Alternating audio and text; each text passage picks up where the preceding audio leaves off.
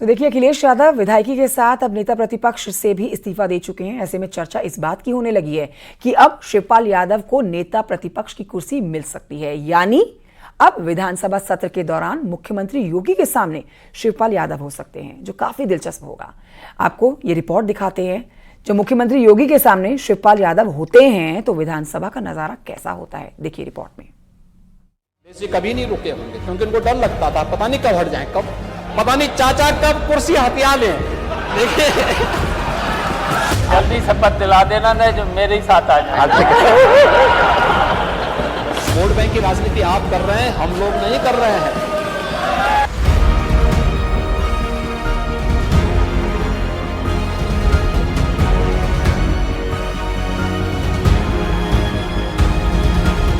लोकसभा चुनाव में बेहतरीन प्रदर्शन के बाद अखिलेश यादव ने विधायकी छोड़ दी, नेता प्रतिपक्ष के पद से इस्तीफा दे दिया और दिल्ली की राजनीति में सक्रिय हो गए।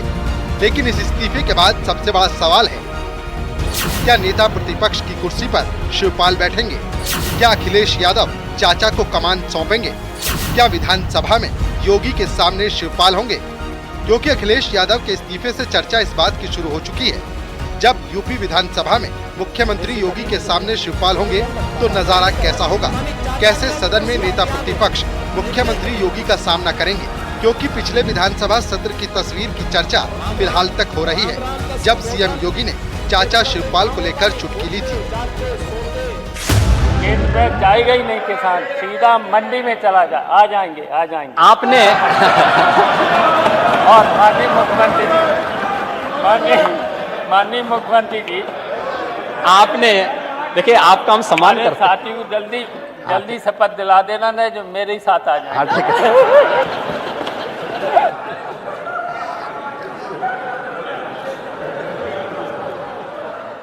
आपने शिवपाल जी, आपने अगर ये इमला सत्ता में रहते हुए भतीजे को पढ़ाया होता ना, तो संभवतः कुछ अन्नदाता किसानों का हित हो गया होता। लेकिन भतीजा है कि सुनने को तैयार ही नहीं आपकी बात को, पता नहीं चाचा कब कुर्सी हथिया लें। देखिए, यूपी विधानमंडल में बात किसानों के मुद्दे पर हो रही थी। सीएम योगी सरकार के काम गिना रहे थे, लेकिन जब शिवपाल यादव का नाम आया तो सदन का माहौल खिलखिला उठा।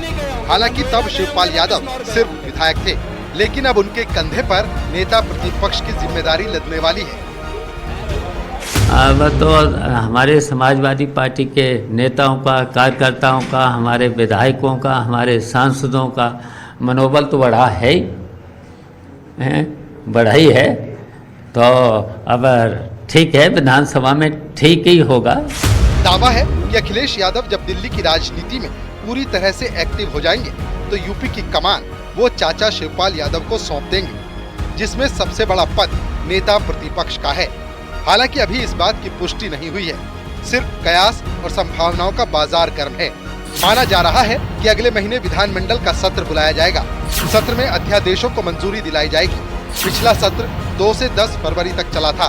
इस बार शिवपाल हो सकते हैं नेता प्रतिपक्ष, यानी सिर्फ 1 महीने का इंतजार और फिर यूपी विधानमंडल में अखिलेश की जगह शिवपाल यादव हो सकते हैं, जिनका मुकाबला मुख्यमंत्री योगी आदित्यनाथ से होने वाला है। और इस पल का इंतजार यूपी की जनता बेसब्री से कर रही है। Bureau report, news 18।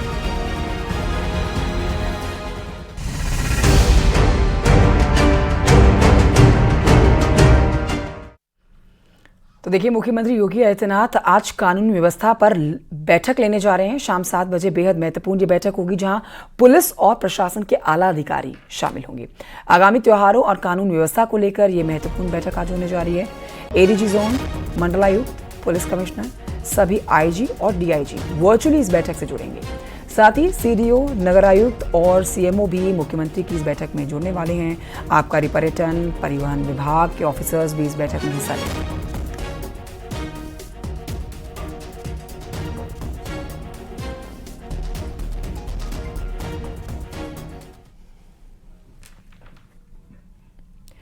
उधर कुवैत में हुए भीषण अग्निकांड में 49 लोगों की आग से झुलसकर मौत हो गई। हादसे में मरने वाले लोग, जिनमें सबसे ज्यादा भारतीय हैं, 41, और इस घटना के बाद भारत सरकार की ओर से तत्काल कुवैत की सरकार से संपर्क किया गया। घायलों के शीघ्र इलाज के लिए कहा गया। इस बीच प्रधानमंत्री नरेंद्र मोदी ने कुवैत शहर में आग लगने की दुर्घटना के मद्देनजर स्थिति की समीक्षा के लिए एक बैठक की अध्यक्षता की, जिसमें भारतीय मूल के लोग प्रभावित हुए हैं। प्रधानमंत्री ने कुवैत में आग लगने की दुर्घटना में हुई लोगों की मौत पर शोक व्यक्त किया। प्रधानमंत्री मोदी ने शोक स्तब्ध परिवारों के प्रति अपनी संवेदनाएं व्यक्त की, घायलों के शीघ्र स्वस्थ होने की प्रार्थना की। वहीं पीएम मोदी ने प्रधानमंत्री राष्ट्रीय राहत कोष से प्रत्येक मृतक के परिजनों को 2-2 लाख रुपए की अनुग्रह राशि दिए जाने की बात कही है। घायलों को 50,000 रुपए की मदद दी जाएगी।